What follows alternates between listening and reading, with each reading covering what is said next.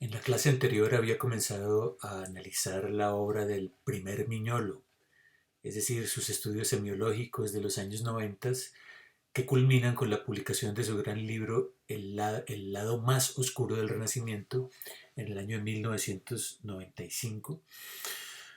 Pero también comencé a hablar y a analizar lo que entiendo es un nuevo proyecto intelectual que se abre con la publicación del libro Historias locales, diseños globales en el año 2000, en el que Miñolo abandona el análisis de los archivos y se embarca en lo que él llama conversaciones teóricas con diferentes figuras del mundo intelectual. Conversaciones que se prolongan en su libro de 2011, The Darker Side of Western Modernity, publicado por Duke University Press, en el cual va desarrollando Miñolo con mayor precisión su teoría de la epistemología decolonial. Aquí, en este nuevo libro, Miñolo sigue pensando que hay algo así como un código secreto occidental inscrito en todo el sistema de conocimientos desplegado por la modernidad, y que la primera tarea de una epistemología decolonial sería revelar ese código, romper ese código. Es básicamente la misma pretensión de Quijano en el sentido de que el mundo entero está gobernado por una sola matriz o patrón de poder que debe ser visibilizado por la teoría decolonial. Desde esta perspectiva, entonces, la tarea que se propone Miñolo es, por tanto, la de romper ese código occidental, breaking the Western Code, que permanece oculto detrás incluso del marxismo y de otras corrientes del pensamiento de izquierdas que, según Miñolo, siguen trabajando bajo la lógica de ese código secreto y que por eso no pueden ofrecer alternativas políticas reales. El mensaje que pareciera enviar Miñolo aquí es que solamente se puede articular una lucha política transformadora si primero se tiene la epistemología correcta. Tal es el argumento central del libro que Miñolo publica en el año 2010 bajo el título Desobediencia epistémica, este libro, por Ediciones del Signo de Buenos Aires, del cual me voy a ocupar enseguida. Se trata en realidad de la traducción al español de un largo artículo publicado en el año 2007 bajo el título Delinking, que contiene ya, me parece, las ideas básicas defendidas por Miñolo antes de su incursión por el terreno de la estética decolonial, un terreno muy interesante del que sin embargo no voy a ocuparme en esta serie de videos. Lo que me interesa por ahora es resaltar en este largo ensayo sobre la desobediencia epistémica el modo en que Miñolo critica a la izquierda occidentalizada y a la teoría crítica sobre la que esta izquierda trabaja. Y que me parece esto es una consecuencia del tema abordado en el video anterior, esto de epistemologizar la política. El ensayo comienza invocando la reunión del grupo Modernidad-Colonialidad en el año 2004, donde se discutió en torno a las siguientes preguntas. Cito: ¿de qué manera la teoría crítica de Max Horkheimer podría ayudarnos hoy? Las experiencias y subjetividades fronterizas formadas en la coexistencia y los conflictos entre el crecimiento y auge de Occidente y la desvalorización que la perspectiva occidental impuso a otras lenguas, culturas, religiones, economías, formas de organización social, personas, etc. ¿De qué manera pues la teoría crítica de Horkheimer puede ayudarnos a pensar estos problemas? Dice Miñolo. Sigo citando: ¿en qué podría ayudarnos una teoría crítica que surgiría de la historia interna de Europa misma desde la perspectiva de sus colonizados internos, los judíos, a la historia de Europa desde 1492? ¿En qué podría ayudarnos a entender esta historia de Europa? Sigo. ¿Es deseable subsumir esta teoría en el proyecto de la modernidad, colonialidad y la descolonización?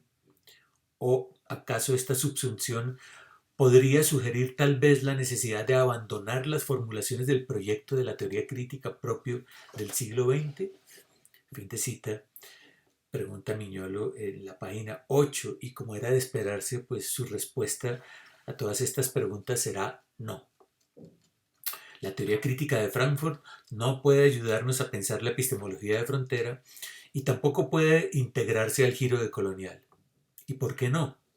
Según Miñolo, y sin ofrecer previamente ningún tipo de discusión con los autores, con Horkheimer, Adorno, Benjamin, Marcuse, etc., Miñolo los desacredita de entrada, no por el hecho de ser europeos, aunque judíos, sino por estar funcionando al interior de lo que Miñolo llama la epistemología occidental. ¿Qué quiere decir esto? Básicamente que ni el marxismo ni la teoría crítica de Frankfurt se han desprendido de la lógica que gobierna la matriz colonial de poder y la geopolítica imperial del conocimiento. Se mueven todavía en un horizonte intraeuropeo que desconoce los vínculos entre modernidad y colonialidad y que además es un pensamiento formulado en alemán, dice Miñolo, una de las 6 lenguas imperiales de la modernidad. La teoría crítica de Frankfurt, por tanto, no es capaz de pensar sino desde las heridas y la historia de humillación que han sufrido los judíos al interior de Europa, pero no es capaz de pensar desde las heridas que dejó la expansión colonial europea en el cuerpo de las culturas subalternizadas. La teoría crítica es, por tanto, una teoría occidentalizada, que nada puede decir a los pueblos que sufrieron en carne propia el castigo de la colonización. Cito nuevamente de Miñolo. En otras palabras, el desprendimiento sería difícil de pensar desde una perspectiva marxista, porque el marxismo ofrece un contenido diferente, mas no una lógica diferente. En el momento en que el marxismo plantee y se proyecte hacia el desprendimiento y hacia el pensamiento decolonial, entonces ya dejará de ser marxismo. Fin de cita de la página 41. Y más adelante agrega, cito, la teoría crítica, en la formulación de Horkheimer, mantiene el marco de la egopolítica del conocimiento.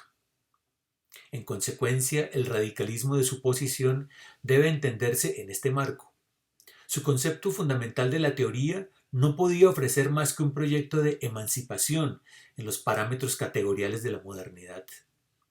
La teoría crítica decolonial aspira, por tanto, al desprendimiento no sólo de la teoría tradicional, sino también de la teoría crítica de Horkheimer. Fin de cita de la página 96.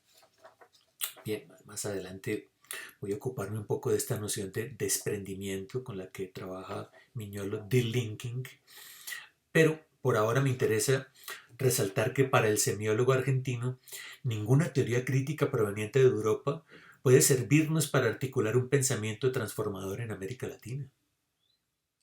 No es tanto un determinismo geográfico lo que enfatiza Miñolo, los europeos piensan europeamente, sino más bien un determinismo epistemológico.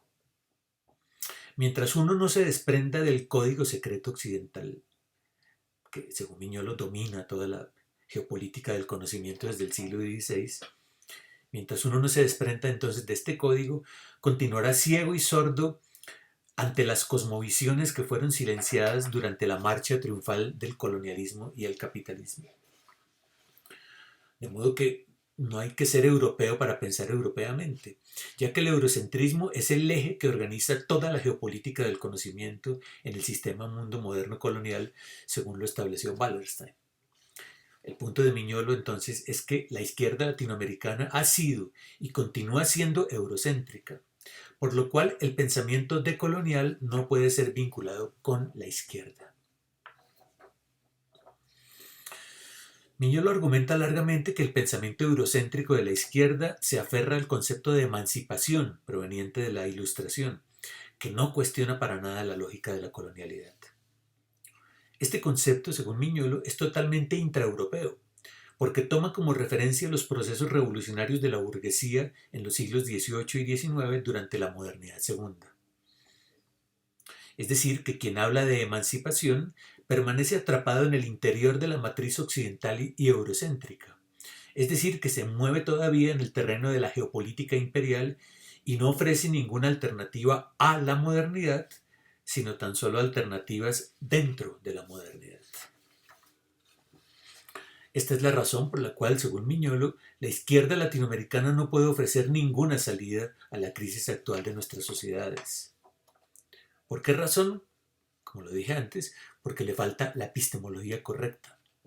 es decir, lo que Miñolo propone, lo cual le conduce a rechazar en bloque a los gobiernos progresistas de la región durante la primera década del siglo XXI. Cito: según este razonamiento, dice Miñolo, el socialismo del siglo XXI ofrecería un remozamiento de los contenidos sin disputar el control de la enunciación y del saber que regula la matriz colonial de poder, en otras palabras, el capitalismo y la globalización neoliberal. Fin de cita, páginas 41 y 42. Al contrario de Miñolo, yo pienso que la categoría emancipación sí debe continuar guiando las luchas políticas de la izquierda en América Latina. ¿Y por qué razón? Por su decidida vocación universalista, que es lo que parece molestarle a Miñolo. La categoría emancipación se orienta a combatir el marco desigualitario sobre el que se organizan nuestras sociedades, por lo cual combate no solo las desigualdades que valen para algunos, sino las que valen para todos.